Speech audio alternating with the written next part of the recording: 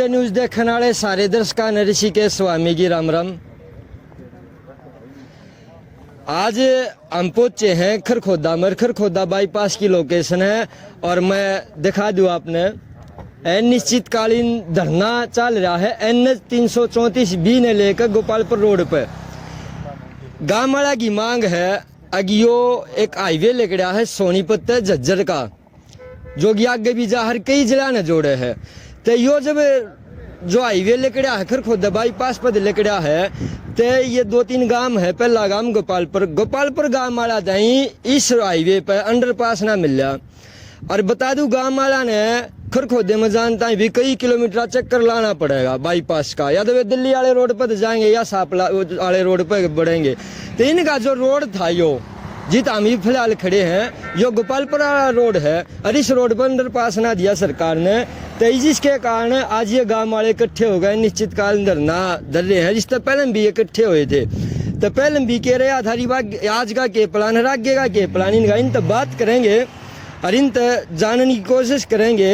अगर भाई ये धरना जो चल रहा है इनका इसका के कुछ प्रोसीजर है। राम राम जी। राम राम। क्या नाम है जी? रमेश। कौन सा गांव है? गोपालपुर। ये जो आज आपने धरना दिया है हाँ जी। इससे पहले भी बैठे थे? इससे पहले भी बैठे थे जी। तो थोड़ा इसके बारे में बताओ। पहले हम बैठे थे जब कह रहे और आज बैठे हो ईब के सोच रहे हो क्या होगा और जो सोच रहे वो ना आगे क्या करना है? को मार द्वारा जी तोप तलवार तो है नहीं। बिल्कुल एक मांग कर रहे हैं आराम से बैठ के।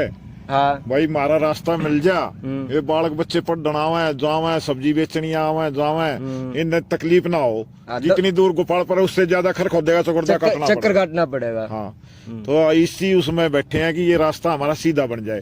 इसमें खरखोदे की भी जमीन है, खरखोदे को भी नुकसान है, गोपालपुर को भी, सौटी को भी, लडरावण को भी, कुंडल को भी, रामपुर को भी, केडोली को भी, पाई को भी। यानी कि कुल मिलाकर 7-8 गांव का दुख है। हाँ गल्ला हाँ, यहाँ तक बहादुरगढ़ तक जिसने जाना है या जिसने दिल्ली सर्विस करनी है इधर पश्चिमी दिल्ली में, वो यहीं से निकलते हैं कुतुबगढ़ से होते हुए, उनको भी परेशानी होगी।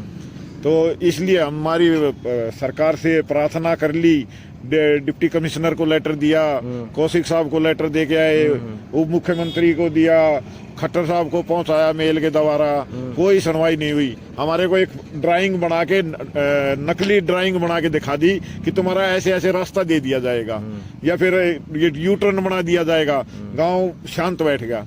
अब गांव को बोला जा रहा है कि यहाँ कुछ नहीं दिया जाएगा, आप उधर से दिल्ली से तो आपने गांव जाना है और इधर से सापला होके खरखोदा में घुसना है। जिसने काम होगा सब्जी मंडी में वो तो वहां से जाकर जितनी दूर गांव नहीं उससे ज्यादा तो खरखोदा जाम में फंस जाएगा। 5-6 किलोमीटर कम से कम पड़ गया। हाँ यहाँ से बाईपास से गाँव 1.5 किलोमीटर है और खरखोदा पड़ेगा 5 किलोमीटर। हाँ तो ये प्रॉब्लम है। तो आज जो विधायक साहब भी आए थे क्या आश्वासन दिए गए? विधायक साहब आश्वासन नहीं दे के गए हैं। विधायक साहब की बस की कुछ नहीं है। विधायक साहब की बस की होता तो हमने उस टाइम भी बुलाए थे। सिर्फ एक आश्वासन दे गए, पॉलिटिशियन आदमी है। और अगर ये रास्ता नहीं खुला तो गांव गोपालपुर का ये भी फैसला किसी पॉलिटिशियन को गांव में नहीं घुसने देंगे। किसी भी पार्टी का पॉलिटिशियन होगा उसको गांव में नहीं घुसने देंगे। सूखे आश्वासन दे। हाँ सूखे आश्वासन दे रहे हैं।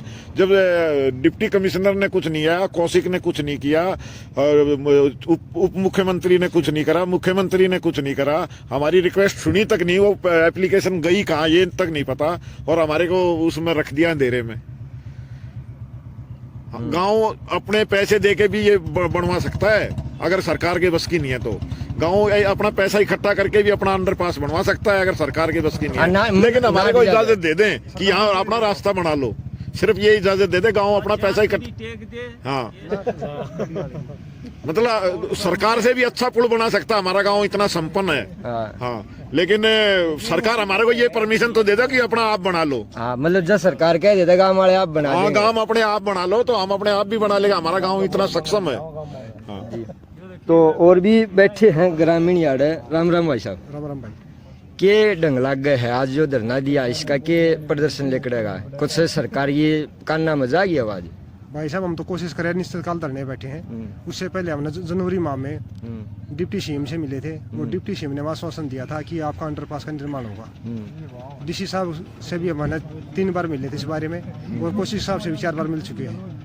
और इनके जो एक्शन स्तर के अधिकारी हैं उन्होंने हमें आश्वासन दिया था कि ना आपके ना रास्ते का निर्माण होगा, और उनके आश्वासन के कारण ही हम है शांत बैठ गए थे। हमने धरना उस टाइम पर चालू किया था, लेकिन जब हमने पता चला कि है उनकी तरफ से हमें कहना खाली है ना झूठी है ना गोली दी गई है, ठीक है, हाँ,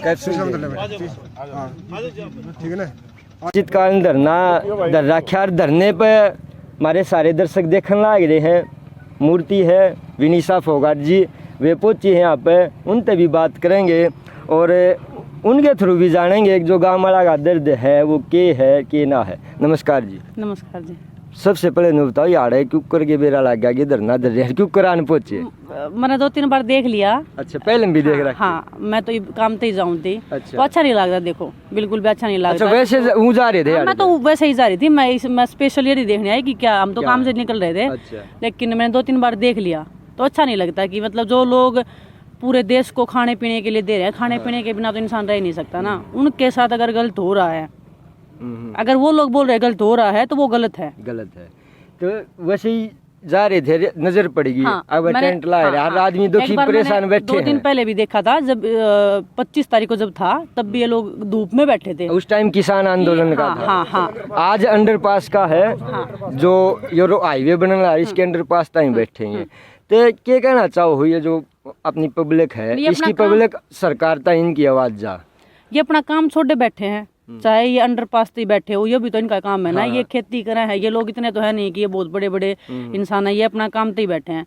तो किसान आदमी अगर जो खाना देवे है या जो ये खेतों में काम करने वाले हैं, अगर इधर बैठे अपना काम छोड़ के, तो इनका इतना इस नौबत तक आनी नहीं चाहिए बात कि इनको बैठना पड़े, उसके बाद सरकार सुने।